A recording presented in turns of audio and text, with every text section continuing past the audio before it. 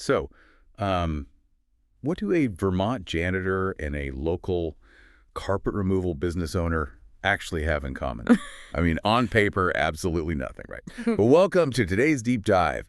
We are synthesizing some fascinating tax data, behavioral finance, and that classic research from the Millionaire Next Door to figure all this out. Right. And they are both, prime examples of what the sources call the stealthy wealthy, Hmm. which is really our mission today. We want to look at how true wealth is actually built rather than how it just looks to the outside world. Okay, so let's unpack this a bit, because I think if you ask someone to picture the wealthiest Americans, the default mental image is always like a Wall Street banker in a custom suit, Right. or maybe a Silicon Valley tech founder. Yeah, that's absolutely the stereotype. But the tax data we're looking at proves something entirely different. Right. The highest earners are actually heavily concentrated in really unglamorous regional businesses. I mean, think auto dealerships, beverage distributors, commercial HVAC companies.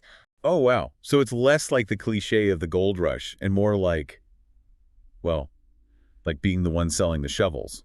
Or in this case, maybe selling WeatherTech floor mats, right? Exactly. It's about capturing a localized slice of everyday momentum. And you do it without ever taking on massive venture-level risk. What's really fascinating here is that economists looking at anonymized IRS data found this specific tipping point. Okay, what kind of tipping point? Well, right around the top 2.1% of earners, the main source of income completely flips. It goes from standard W-2 wages over to business Wait, profits. really? Just a complete flip at 2.1%. Yeah, exactly.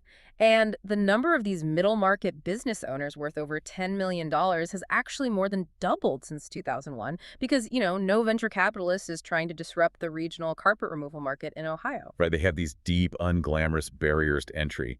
But the sources also point out that you don't even need to own a business to get rich. You just really need to avoid the big hat, no cattle trap. Oh, right. The classic trap of financing a luxury lifestyle with debt just to look wealthy. Yeah. But I do have to bring in Nassim Taleb's critique here, just to look at both sides impartially.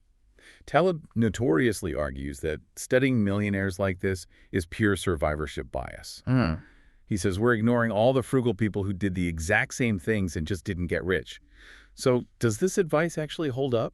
This raises an important question for sure. Taleb's statistical critique of survivorship bias is entirely valid, but the counterargument embedded in the behavioral data is all about baseline financial resilience. Okay, so it's the behavioral math of maintaining your margin. Exactly. That gap between earning and spending is undeniable. Look at Ronald Reed, that Vermont janitor we mentioned at the start. He amassed an $8 million fortune driving a used Yaris, wearing a jacket held together by a safety pin, and just patiently investing in blue-chip, dividend-paying stocks like J.M. Smucker.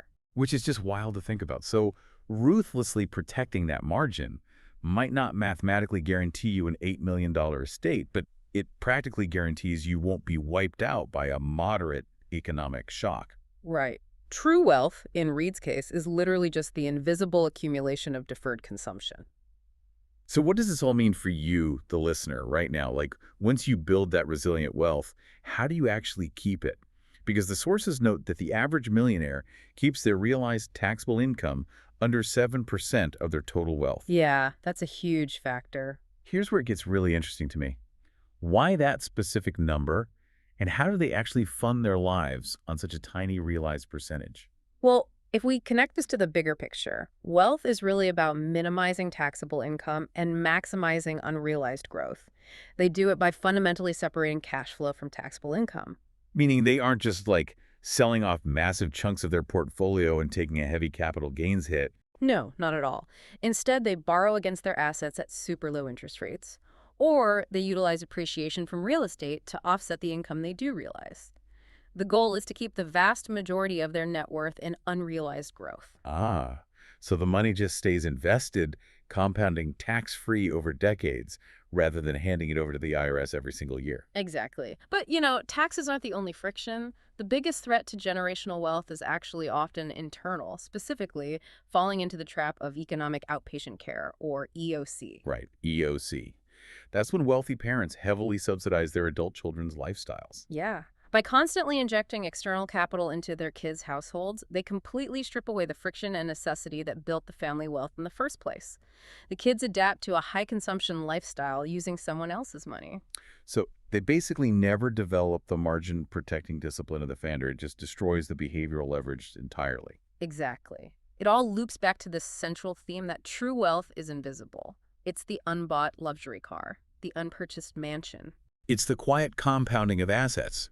It's the money you actively choose not to deploy just to impress other people. Exactly. It's capital withheld from social signaling. Which leaves us with a pretty radical thought for you to mull over today. Since our sources note that modern social media essentially turns lifestyle into a constant consumption performance-like, forcing us to continuously broadcast our big hats, could completely deleting your social apps be the ultimate first step to becoming the millionaire next door? It's a fascinating way to look at it. Definitely something for you to think about the next time you see a commercial HVAC van drive by.